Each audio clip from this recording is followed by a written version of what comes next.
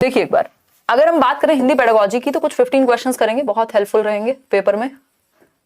Question number 1 देखिए, प्राथमिक स्तर पर भाषा सीखने सिखाने की सबसे पहली शर्त है, सबसे पहली शर्त, ये पता नहीं कितनी बार पूछा जा चुका है ना, प्री रिक्वेस्ट, पहली शर्त क्या है भाषा सिखाने की?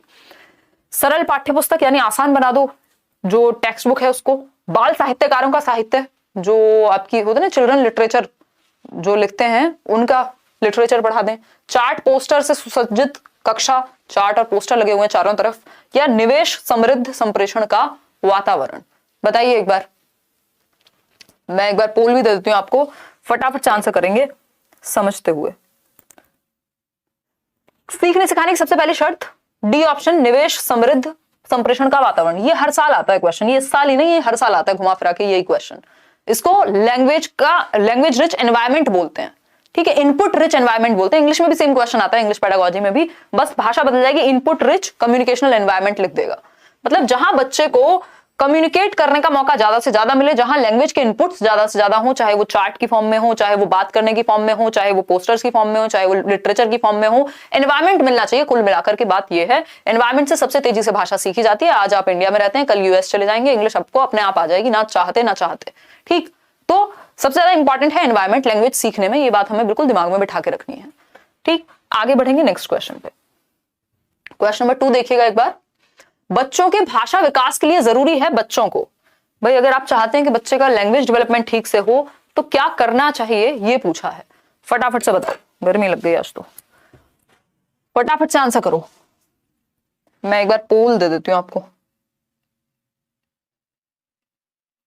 पेपर में मिलेंगे एज इट इज, क्योंकि सारे टॉपिक कवर हो गए ना इन 15 क्वेश्चंस में। जो आपका लैंग्वेज पेडागोजी है, क्वेश्चन आपके टॉपिक ही 7-8 टॉपिक हैं, ठीक है, टॉपिक ही 7-8 हैं, कहां से लाएंगे क्वेश्चन, कहीं चांद से थोड़ी बनवा के लाएंगे जब सिलेबस सेम है। तो देखो 95% आंसर्स आप बी कह रहे हैं इसमें। देखिएगा एक बार, अगर मैं बात करूं बच्चों के भाषा विकास के लिए जरूरी है, इंपॉर्टेंट है, what is important for language development of children, बताइए।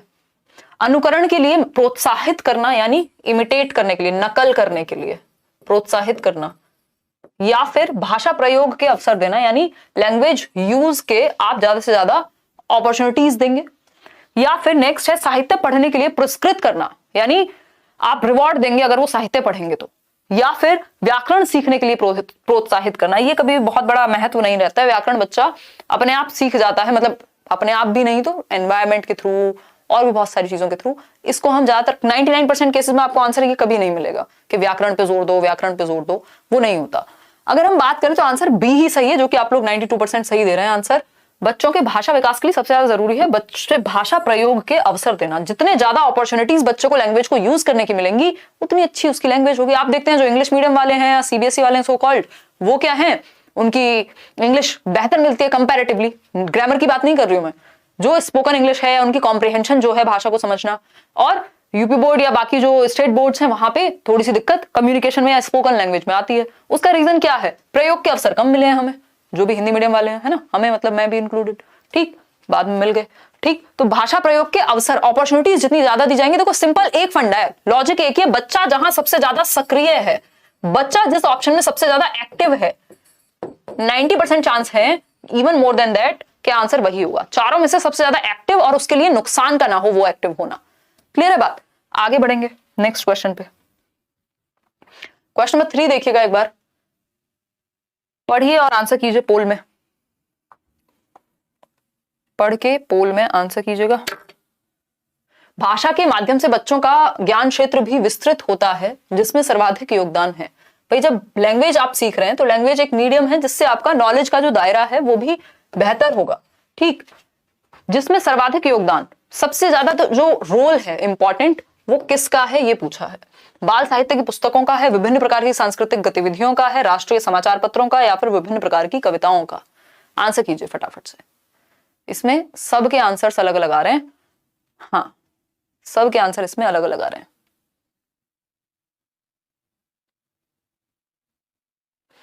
भाषा के माध्यम से बच्चों का ज्ञान क्षेत्र भी विस्तृत होता है जिसमें सर्वाधिक योगदान है, तो कोई इन दोनों का होगा नहीं क्योंकि बच्चा एक्टिव कम है। बात हो रही है ज्ञान क्षेत्र की, ठीक है, ज्ञान क्षेत्र की बात हो रही है, भाषा के माध्यम से बात हो रही है। तो कहीं ना कहीं तो लैंग्वेज के पास जाएंगे हम। तो मोस्ट प्रोबेबल आंसर बाल साहित्य की पुस्तकों का। हालांकि बच्चा एक्टिव सबसे ज्यादा यहाँ है विभिन्न प्रकार की सांस्कृतिक गतिविधियों का, और मेरे अनुसार भी यही होना चाहिए, बट बात ए के साथ ज्यादा बनती है। ठीक है, क्योंकि बाल साहित्य ज्ञान क्षेत्र की बात हो रही है ना, सांस्कृतिक गतिविधियों में वो लेगा लेकिन फिर लैंग्वेज का यूज नहीं, वो क्वेश्चन के साथ नहीं जा पा रही बात। जो बी ऑप्शन है होना यही चाहिए था, बट अगर हम देखते हैं तो ज्यादा प्रोबेबल आंसर ए के साथ जाएंगे, बाल साहित्य की पुस्तकों का। आगे बढ़ेंगे। अगर ये मैंने कभी कहीं कराया हो तो मुझे एक बार याद दिलाइएगा, ठीक, क्योंकि अगर आंसर की के हिसाब से जाएंगे तो मेरे ख्याल में बाल साहित्य ही आएगा, नहीं तो देखें तो एक्टिविटी से भी ज्ञान क्षेत्र बढ़ता है, बट ज्ञान क्षेत्र मेनली अगर आप बच्चे लिटरेचर पढ़ रहे हैं तो ज्यादा बेहतर होगा, तो ए के साथ इसलिए जा रहे हैं। आगे बढ़ेंगे नेक्स्ट क्वेश्चन पे। पढ़िए एक बार, मैं आपको दे देती हूं पोल देते हैं। पहली दूसरी कक्षा में अनेक बच्चे हिंदी भाषा सीखते समय अपनी मातृभाषा का प्रयोग करते हैं। भाई फर्स्ट और सेकंड क्लास है आपकी, बहुत सारे बच्चे हैं जो हिंदी भाषा सीख रहे हैं, अपनी मातृभाषा का प्रयोग कर रहे हैं। मान लो कोई बच्चा गुजराती है तो बीच में गुजराती बोल लेता है, भोजपुरी बोल लेता है, ठीक, हिंदी भाषा सीख रहे हैं वैसे। तो कैसी है ये बात? बहुत गलत बात है, स्वीकार्य है, अस्वीकार्य है, या वैध ही नहीं है, इनवैलिड है, या फिर बताओ एक बार। बी ऑप्शन को आप 97% सही मानते हैं, यानी स्वीकार्य है या अपेक्षित है। मैं कहूं भाई बच्चा अपनी मातृभाषा का प्रयोग करेगा, ये बात बिल्कुल एक्सेप्टेबल भी है और ये डिजायरेबल भी है, ऐसा होगा ही, क्योंकि उसने अपनी भाषा मातृभाषा को एक्वायर किया घर में, धीरे धीरे दूसरी लैंग्वेज सीखेगा, तो ये स्वीकार्य है, ये एक्सेप्टेबल होना चाहिए। इसको ऐसा नहीं है कि आप फाइन लगा दो। ठीक, क्वेश्चन नंबर 5 देखिए, और मातृभाषा में ही प्राइमरी लेवल पे स्पेशली पढ़ाने की अनुशंसा की जाती है। बाल साहित्य है ना एग्जैक्टली, ऑफिशियल आंसर की अकॉर्डिंगली। देखिएगा एक बार क्वेश्चन नंबर 5 का लीजिए पोल और जवाब दीजिए। थोड़ा सा मेरी स्पीड स्लो है जस्ट बिकॉज ऑफ एनर्जी। प्राथमिक स्तर पर पढ़ाने वाली सुनीता अपनी कक्षा के बच्चों को प्रतिदिन एक कहानी पढ़कर सुनाती हैं और उस पर चर्चा करती हैं, और इस पे क्या करेंगी? डिस्कशन करेंगी। पढ़ने पे फोकस कीजिएगा और चर्चा पे फोकस कीजिएगा। आप इस कक्षा के बारे में क्या कहेंगे, मतलब आप क्या सोचते हैं इस क्लास के बारे में, बताइए एक बार। क्वेश्चन नंबर 1 जो ऑप्शन है, ऑप्शन नंबर 1 है सुनीता अपने शिक्षक प्रशिक्षण की रीतियों को निभा रही हैं, जो उन्होंने टीचिंग ट्रेनिंग में सीखा था वो उन रिचुअल्स को पूरा कर रही हैं। तो क्या सिर्फ खाना पूर्ति करना पढ़ाना है? ऐसा तो नहीं होना चाहिए कि सिर्फ रिचुअल पूरा करना है, जो उन्होंने सीखा था उसको पूरा कर रही हैं, है ना। हमें बच्चों की भलाई देखनी है, आपने क्या सीखा उसको सिर्फ अप्लाई कर रहे हैं या अपना काम पूरा कर रहे हैं, वो नहीं। ठीक, पढ़ने और मौखिक अभिव्यक्ति का विकास हो रहा है। हाँ भाई, पढ़ने की बात हो रही है, जब वो पढ़ के सुनाती है दैट मींस बच्चा भी तो किताब खोल के बैठा होगा ना, वो भी तो पढ़ रहा होगा। जब वो पढ़ रही है तो वो भी तो लाइन बाय लाइन देख रहा होगा, और मौखिक अभिव्यक्ति का विकास अपने आप होगा क्योंकि चर्चा हो रही है, डिस्कशन हो रहा है। जब डिस्कशन हो रहा है तो वो एक्सप्रेशन भी आएगा बच्चे का, और एक्सप्रेशन या अभिव्यक्ति सबसे ज्यादा जरूरी होती है लैंग्वेज में। ठीक, तो पढ़ने और मौखिक अभिव्यक्ति का विकास हो रहा है, ये बात हमें दिख रही है। फिर भी हम बाकी के 2 ऑप्शन जरूर चूज करेंगे या रीड करेंगे। कहानी सुनाने से समय नष्ट होता है, यार फिर तो आप लैंग्वेज सिखाना ही बंद कर दो। अगर एक्टिविटी कराने से समय नष्ट होगा तो फिर हम कुछ कराएंगे ही नहीं। कहानी पर चर्चा भाषा विकास को अवरुद्ध करती है, यानी बाधित करती है, ऐसा तो कुछ नहीं है। कहानी पे चर्चा से बच्चे के संज्ञानात्मक विकास भी होगा, एक्सप्रेशन का भी विकास होगा, उसकी थिंकिंग स्किल्स भी बेहतर होंगी, बहुत सारी चीजें होती हैं चर्चा से। तो बी ऑप्शन मच बेटर है बाकी अदर 3 ऑप्शन से। ये क्वेश्चन बहुत बार अलग अलग तरीके से पूछ लेता है, इसमें तो मैं आपका आंसर्स देखना भी चाहती हूँ पोल में कि आप क्या आंसर करेंगे। ठीक है, देखो हर जगह एक्टिविटी काम नहीं आएगी, आपको क्वेश्चन पढ़ के उसके अनुसार आंसर करना है। अगर ज्ञान क्षेत्र की बात हुई है तो जरूरी नहीं हम एक्टिविटी पे ही फोकस करें। ठीक है बात, देखो एक बार आंसर करो फटाफट से। बी कह रहे हैं 72%, चुनौतियों और अवसरों को आत्मसात कर पूर्ण भाषिक क्षमता रखते हैं। अच्छा, और कुछ? देखो ज्यादातर बच्चे स्कूल की शिक्षा की शुरुआत से पहले ही भाषा की डैश, देखो जटिलताएं अगर बच्चे घर पे ही सीख लेंगे तो फिर स्कूल आके क्या करेंगे? ठीक है, तो वो जटिलताएं या बिल्कुल कॉम्प्लेक्स रूल सिस्टम तो बाद में सीखते हैं, नियम भी, ग्रामर वगैरह बाद में अच्छी होती है, तो ये तो हट जाएगा। जटिलताओं वाला ऑप्शन हम हटा देंगे। मानक होता है स्टैंडर्ड। बचे 2 ऑप्शन। ज्यादातर बच्चे स्कूल की शिक्षा की शुरुआत से पहले ही भाषा की चुनौतियों, ठीक है, और अवसरों को आत्मसात कर पूर्ण भाषिक क्षमता रखते हैं। अवसरों को आत्मसात कर मतलब बन रहा है कुछ लॉजिक, अवसरों को आत्मसात कर, अवसर को कैसे आत्मसात करेगा कोई, है ना। होने को हो जाए, कुछ भी हो जाए, बट बेहतर है कि चुनौतियों और प्रचलनों को, जो चीजें चल रही होती हैं लैंग्वेज में, जिनके थ्रू वो बार बार गो थ्रू होते हैं, ठीक है, जिनसे वो रोज रूबरू हो रहे हैं। ठीक है, उर्दू भी पढ़ लेंगे आज हम, तो सी ऑप्शन के साथ जाएंगे हम। भाई जो कॉन्टेम्पररी यूज है लैंग्वेज का, उसके साथ वो अवगत हो जाते हैं, और जो चुनौती डेली बेसिस पे उनको सामने आ रही है बोलने में, सुनने में, लैंग्वेज को समझने में, उन सब से। प्रचलन मतलब जो डेली बेसिस पे लैंग्वेज में यूज होती हैं जो चीजें। आगे बढ़ेंगे, इंग्लिश पेडागॉजी का भी करा दूंगी मैं, कल कराऊंगी।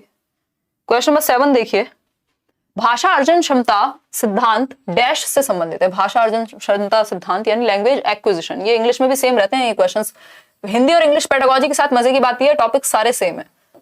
Language acquisition, ability of language acquisition. बताइए, एक ही व्यक्ति है यहाँ पे, तो कोई डाउट होना ही नहीं चाहिए हमें। एक व्यक्ति है जिनका नाम आपको ऐसे ही पता है बिना पूल के ही, नॉम चॉम्स्की। नॉम चॉम्स्की, ठीक, नॉम चॉम्स्की कहते हैं भाषा अर्जन क्षमता या सार्वभौमिक व्याकरण यानी यूनिवर्सल ग्रामर, है ना। ये कहते हैं कि मनुष्य जो है उसमें जन्मजात भाषा को अर्जित करने की क्षमता है, एक्वायर करने की क्षमता है, जो किसी और में ना होकर के सिर्फ इंसान में ही है।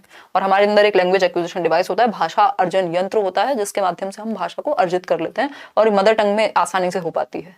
ठीक, तो अर्जन क्षमता की बात सिर्फ चॉम्स्की कर रहे हैं, बाकी वाइगॉस्की अंतःक्रिया की बात करेंगे। प्याजे अपना जो उनका क्या कहते हैं उसको, उन्होंने भाषा को बहुत ज्यादा महत्व नहीं दिया। अहम केंद्रित वाक्य की बात करेंगे। स्किनर अनुकरण की भी बात कर सकते हैं, ठीक, यानी इमिटेशन। क्वेश्चन नंबर 8 देखिएगा एक बार, ये पढ़िएगा। एक क्वेश्चन इस तरह का भी आता है लैंग्वेज या लर्निंग डिसेबिलिटी से संबंधित। क्वेश्चन नंबर 8, 4 ऑप्शन आपके सामने देखिए, फटाफट से आंसर कीजिएगा।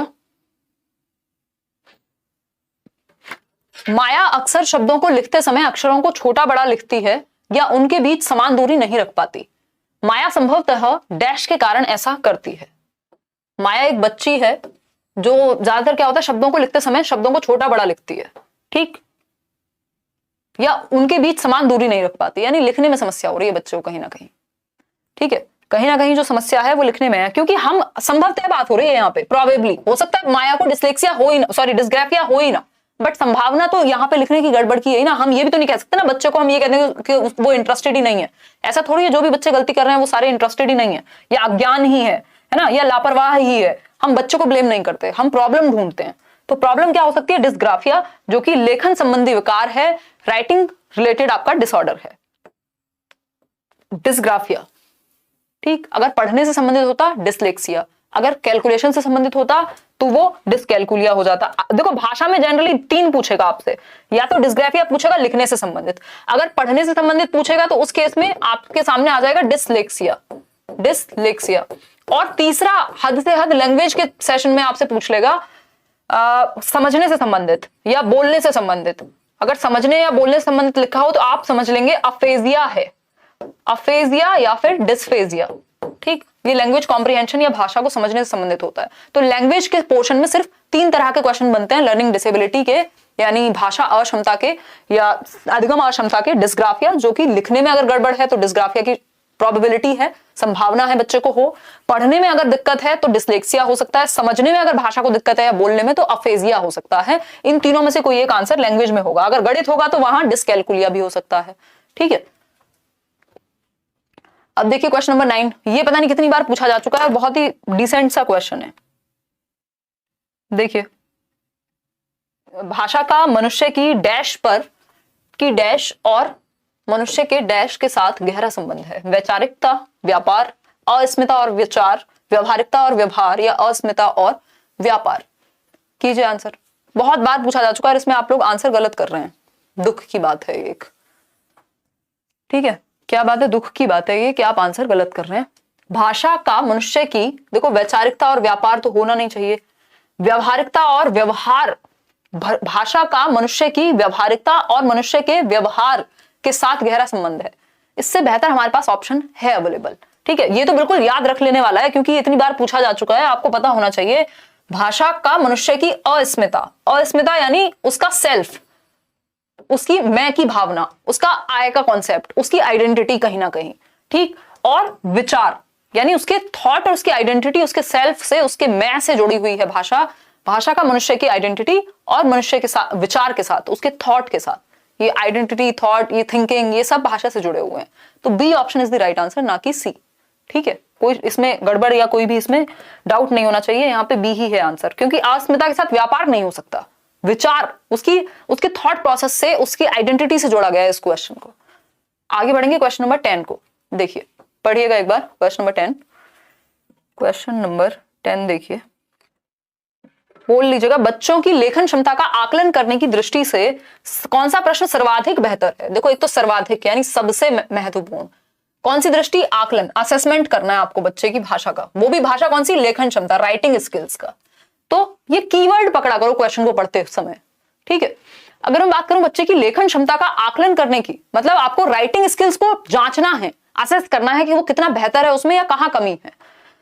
कौन सा प्रश्न जिसमें सबसे ज्यादा बेहतर तरीके से सोचना भी पड़े और लिखना भी पड़े। अभिव्यक्ति, एक्सप्रेशन एक बहुत महत्वपूर्ण वर्ड है। तो 4 ऑप्शंस हैं। बहादुर बित्तो शीर्षक कहानी लिखिए, आपने शीर्षक दे दिया, वो उसी के अराउंड बना देंगे कहानी। तो उतनी उनका थॉट इसमें उतना ज्यादा नहीं लगा जितना बाकी किसी में लग सकता है। बहादुर बित्तो कहानी को शीर्षक दीजिए, इसमें तो बिल्कुल ही नहीं लगा, इसमें तो थिंकिंग स्किल्स ज्यादा लग रही हैं, शीर्षक तो एक शब्द में लिख देंगे। बहादुर बित्तो में संज्ञा शब्दों को चिन्हित कीजिए, इसमें लिखना कहां महत्वपूर्ण है, इसमें तो उनकी भाषा की समझ काम आएगी, सिर्फ चिन्ह करना है किसको, संज्ञा को।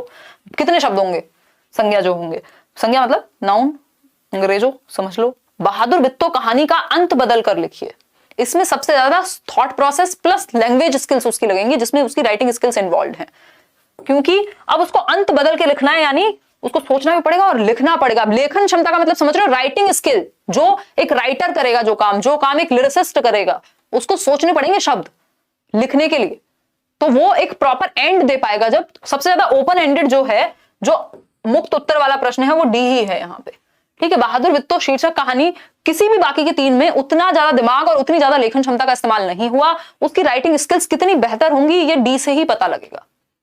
तो डी मच बेटर है या बेस्ट ऑप्शन है। आगे बढ़ेंगे, कुछ 4-5 क्वेश्चन और करेंगे। क्वेश्चन नंबर 11 देखिए, पढ़ने की कुशलता में सर्वाधिक महत्वपूर्ण है, यानी अगर बच्चा आप चाहते हैं कि वो ठीक से रीडिंग कर पाए तो उसके लिए सबसे ज्यादा महत्वपूर्ण क्या है। क्वेश्चन नंबर 11 आंसर कीजिएगा। अगर हम बात करते हैं यहां पढ़ने की कुशलता में सर्वाधिक महत्वपूर्ण है, आता है ना, हाँ ठीक है, लेट आता होगा या तो मैंने अभी ओपन किया। पढ़ने की कुशलता में सर्वाधिक महत्वपूर्ण है, सबसे ज्यादा महत्वपूर्ण किसमें, पढ़ने की कुशलता, रीडिंग स्किल्स में। अर्थ निर्माण, उच्चारणगत शुद्धता, तीव्र गति या शब्द पढ़ना, कि बच्चा पढ़ पाए शब्द, उच्चारण शुद्धता बिल्कुल प्रोनाउंसिएशन एकदम अच्छी होनी चाहिए, या तीव्र गति यानी फ्लुएंसी से पढ़ पाए। सारे इंपॉर्टेंट है, क्या दिक्कत है भाई, फ्लुएंसी से भी पढ़ पाए। अगर एक शब्द मैं आज पढ़ती हूँ और एक 3 मिनट बाद पढ़ती हूँ, आपको मजा ही नहीं आएगा, तो वो फ्लुएंसी भी चाहिए, वो तीव्रता भी चाहिए, शब्द पढ़ना भी आना चाहिए ऑब्वियसली। उच्चारणगत शुद्धता यानी आपका जो प्रोनाउंसिएशन है, स्पेशली अगर आप टीचर हैं तो बहुत जरूरी है। अर्थ निर्माण, बताओ सबसे महत्वपूर्ण अर्थ निर्माण ही है, सबसे महत्वपूर्ण, इवन अक्षर की पहचान से भी ज्यादा, ठीक है, अर्थ निर्माण है। मीनिंग मेकिंग करना, अगर मीनिंग ही समझ में नहीं आया तो फायदा क्या हुआ, चाहे आपने अ को आ पढ़ लिया और ब को ब पढ़ लिया, बकरी पढ़ लिया और समझ में कुछ आया नहीं, तो फायदा क्या हुआ। तो मीनिंग मेकिंग सबसे ज्यादा इंपॉर्टेंट होती है रीडिंग स्किल्स में, ठीक। और लिखने में आपका अभिव्यक्ति यानी एक्सप्रेशन सबसे ज्यादा इंपॉर्टेंट होता है। तो शब्द पढ़ना इंपॉर्टेंट नहीं है, शब्द पढ़ के भी अगर समझ ना आए तो कोई पॉइंट नहीं हुआ ना। तीव्र गति से पढ़ना भी इंपॉर्टेंट नहीं है, उच्चारणगत शुद्धता भी इंपॉर्टेंट नहीं है। अगर सबसे इंपॉर्टेंट पूछेगा तो ए है, वैसे चारों इंपॉर्टेंट है, किसी में कोई दिक्कत नहीं है, चारों जरूरी है ना। लेकिन अर्थ निर्माण सबसे ज्यादा जरूरी है कि वो मीनिंग मेकिंग कर पाए, उसको समझ में तो आए कहा क्या गया है। क्वेश्चन नंबर 12 देखिए एक बार, क्वेश्चन नंबर 12 देखिए, संयुक्त परिवारों में बच्चों का भाषा विकास अपेक्षाकृत बेहतर होता है, यानी जो जॉइंट फैमिली होती है वहां पे लैंग्वेज डेवलपमेंट बच्चे का बेहतर होगा, बजाय कि एक न्यूक्लियर फैमिली जहां पे सिर्फ माँ बाप है और एक बच्चा है, और जहां पे दादा दादी चाचा ताऊ ये सब हैं, वहां पे ज्यादा बेहतर होगा। उनके बच्चे भी होंगे क्योंकि लोग ज्यादा होंगे, और भाषा कहां से आती है, एनवायरमेंट से, वातावरण से, पर्यावरण से आती है। तो अंतःक्रिया ज्यादा होगी जहां लोग ज्यादा होंगे ऑब्वियसली। तो परस्पर इंटरेक्शन है इसका रीजन, यानी जो वो आपस में इंटरेक्ट करते हैं, जो अंतःक्रिया करते हैं, बातचीत करते हैं, लड़ते हैं, झगड़ते हैं, प्यार करते हैं, जो भी करते हैं, भाई वहां एक्टिविटी ज्यादा होगी ना जहां लोग ज्यादा हैं, तो एनवायरमेंट मिल गया उसको। भाषा शून्य में विकसित नहीं होती, ये भी पूछा जाता है। दैट मीन्स कि भाषा के लिए हमें अंतःक्रिया की जरूरत होती है, सोशल इंटरेक्शन की जरूरत होती है। ये वाइगॉस्की का कॉन्सेप्ट है। बड़ों की परिपक्व भाषा, ऐसा जरूरी नहीं, अब घर में अगर माँ बाप भी हैं तो उनकी भी तो परिपक्व थी भाषा। यहाँ पे संयुक्त परिवार कहाँ लॉजिक बना। बच्चों द्वारा बड़ों का अनुकरण, वो तो 2 फैमिली मेंबर हैं, जब मम्मी पापा हैं वहां भी कर सकता है बच्चा अनुकरण, यानी इमिटेशन, तो नकल। तो परस्पर प्रश्नोत्तर तो 2 लोगों में भी हो सकते हैं, तो इससे संयुक्त परिवार का तो कोई संबंध नहीं हुआ। तो संयुक्त परिवार का सिंपल मतलब है परस्पर अंतःक्रिया, वहां जो इंटरेक्शन है पर्सन टू पर्सन का वो ज्यादा हो जाएगा क्योंकि लोग ज्यादा हैं। ठीक, डी ऑप्शन। तो बच्चा देखने को भी उसको ज्यादा चीजें मिलेंगी, सोचने को भी ज्यादा मिलेंगी। क्वेश्चन नंबर 13 देखिएगा, एक बार आंसर कीजिएगा, ये सेकंड लास्ट क्वेश्चन है आज के लिए। प्राथमिक स्तर पर भाषा शिक्षण के संदर्भ में कौन सा कथन सर्वाधिक उचित है? बताइए एक बार, कौन सा कथन सर्वाधिक यानी सबसे ज्यादा एप्ट है भाषा शिक्षण के संदर्भ में प्राथमिक स्तर पे? प्राथमिक स्तर के बच्चे की एज क्या होगी भाई? 6 से 11 साल। जो एलिमेंट्री का होगा उसकी क्या होगी? 11 से 14 वर्ष। ठीक, ये बात हमें ध्यान में रखनी है, उसको ध्यान में रखते हुए आंसर करना है। पहला ऑप्शन है सभी बच्चों की प्रगति समान रूप से होनी चाहिए। ये कैसे पॉसिबल है? रेट तो अलग अलग होगा ना, फिर इंडिविजुअल डिफरेंसेस ही नहीं बचे अगर सबकी समान गति से होगी तो। बच्चों को विभिन्न प्रकार का बाल साहित्य पढ़ने के अवसर दें, यानी उनको मौका मिले अलग अलग तरह की चिल्ड्रन लिटरेचर की जो किताबें होती हैं, चाचा चौधरी और फलाने। ठीक, बच्चों को क्रम से भाषा कौशल सिखाए जाने चाहिए या बच्चों को केवल भाषा की पाठ्यपुस्तक ही दी जानी चाहिए? देखो ये दोनों ए और डी तो मैं आपके लिए हटा देती हूँ, बी और सी में से आप कोई चूज कर लीजिए। ठीक है, बच्चों को विभिन्न प्रकार का बाल साहित्य पढ़ने के अवसर देना बिल्कुल सही बात है ना। बच्चों को क्रम से भाषा कौशल सिखाए जाने चाहिए, ये अलग से नहीं सिखाए जाते, ये अपने आप सीख लिए जाते हैं। इनका क्रम जो है अगर कोई पूछे तो आप कहेंगे सुबो पाली, सुनना बोलना पढ़ना और लिखना, लेकिन सिर्फ क्रम में ही सीखे जाएंगे ये नहीं कह सकते, क्योंकि बच्चा रोबोट थोड़ी है कि जब आपने कहा कि बोलने पे ध्यान देना है तो आप सिर्फ बोलने पे ध्यान देंगे, जब बच्चे को कहा सुनने पे ध्यान देना है तो सिर्फ सुनने पे ध्यान देंगे। भाई वो तो बोलने पे भी दे सकता है। तो वो चारों एक साथ ही अंतः संबंधित होते हैं और एक साथ डेवलप होते हैं। लेकिन अगर पूछा जाए सीक्वेंस क्या होगा, तब चारों का सुनना बोलना जो क्रम है सुबो पाली उसी में होना चाहिए। तो यहां ये बात सही नहीं बैठती। सबसे बेहतर होगा कि बाल साहित्य आप पढ़ने को दें अलग अलग तरह का, उससे क्या होगा, अच्छी होगी उनका जो शिक्षण है और अधिगम। पोर्टफोलियो डैश मदद करता है, तो ये क्वेश्चन भी कई बार पूछा जा चुका है और पूछा जा सकता है। पोर्टफोलियो डैश में मदद करता है, बच्चों को भययुक्त वातावरण देने में। भाई डर का वातावरण देने के लिए क्यों यूज करेंगे हम पोर्टफोलियो का? कार्य को संचित करने में, हाँ कर सकता है। अगर आपको जो बच्चों का काम है उसको एक जगह इकट्ठा करना हो तो कर सकता है। का समस्त क्षमताओं की जानकारी देने में, समस्त क्षमताओं का कैसे जानकारी दे सकते हो? क्रमिक प्रगति का आकलन करने में। अगर सबसे बेहतर ऑप्शन पूछेगा तो आप डी के साथ जाएंगे। संचित तो ये भी करता है, कहीं ना कहीं इकट्ठा तो ये भी करता है कि जो बच्चे का जितना भी काम है, उसकी जो भी एबिलिटीज हैं, जिस भी फील्ड में वो अच्छा है, वो पूरी फाइल बन जाती है पोर्टफोलियो में और वो सब आपके पास एक फाइल में होता है। लेकिन क्रमिक प्रगति का आकलन अगर आपको करना है कि प्रॉपर प्रोग्रेसिव, या सीक्वेंस में जो उसने अच्छा किया है, ये क्योंकि क्लास टू क्लास आप पता कर सकते हैं उसकी फाइल को देख करके, उसकी पोर्टफोलियो को देख करके। तो क्रमिक प्रगति जो शब्द है ये अपने आप में बहुत ज्यादा जुड़ा हुआ है किससे? पोर्टफोलियो से। तो इस बात को हमें समझ जाना है। एक होता है एनेक्डोटल रिकॉर्ड। एनेक्डोटल रिकॉर्ड होता है किसी एक पर्टिकुलर घटना का, बच्चे ने आज सर फोड़ दिया किसी का, जो कि नहीं करना चाहिए, तो वो एनेक्डोट में जाएगा, वो एक घटना बन गई, चाहे अच्छी है चाहे बुरी है, बहुत कम शब्दों में बयां की जाती है। क्वेश्चन नंबर 15 देखिए, रूपा चौथी कक्षा को पढ़ाती हैं, एक बार पढ़िए इसको। रूपा, लास्ट क्वेश्चन है। रूपा चौथी कक्षा को पढ़ाती हैं, उन्होंने गुजराती लोक कथा मुफ्त ही मुफ्त, एक लोक कथा है गुजराती, मुफ्त ही मुफ्त पढ़ाने के बाद बच्चों से पूछा कि उनकी भाषा में आदर के लिए किन शब्दों का प्रयोग किया जाता है? आदर के लिए, ठीक है, उनकी भाषा में, ये वर्ड्स हैं जो आपको समझने हैं। क्या पढ़ा रही थी? गुजराती भाषा। ये की वर्ड्स हैं जो आपको पढ़ते हुए देखने चाहिए। ठीक, जैसे गुजराती भाषा में भाई को भाई बेन का प्रयोग किया जाता है, तो कोई एक लैंग्वेज थी और सब बच्चों से कहा तुम्हारी मदर टंग में इस चीज को क्या कहते हैं? मतलब बहुभाषिता को उन्होंने जोड़ लिया, सभी बच्चों को मल्टीलिंगुअल बना लिया क्लासरूम को, क्योंकि वहां एक ही भाषा बोलने वाले बच्चे होंगे ये तो जरूरी नहीं है। तो आपको हर एक बच्चे को जोड़ना है, चाहे उसकी मातृभाषा कोई डिफरेंट हो, क्योंकि हमें मातृभाषा से कनेक्ट करके, उसकी मदर टंग से कनेक्ट करके तो बच्चे को इंटरेस्ट आएगा सीखने में, क्योंकि मदर टंग ही एक ऐसी चीज है जिसमें सबसे पहले वो सीख पाएगा। ठीक, तो चौथी कक्षा वैसे भी प्राथमिक स्तर पर तो मदर टंग की ही अनुशंसा करता है, 3 लैंग्वेज फॉर्मूला भी। तो बहुभाषिकता को, मल्टीलिंगुअलिज्म को, कि सभी भाषाओं को मौका मिले क्लासरूम में, संबोधित करते हैं ये बात कह करके। सभी बच्चों को अवसर देना, अन्य भाषाओं को जानना। जान तो आप कितना ही लोगे, कोई लैंग्वेज थोड़ी बन जाओगे 2-4 शब्दों से। ठीक, अभ्यास प्रश्न को करवाना, ये सारी बातें ठीक हैं, बट सबसे बेहतर क्या है?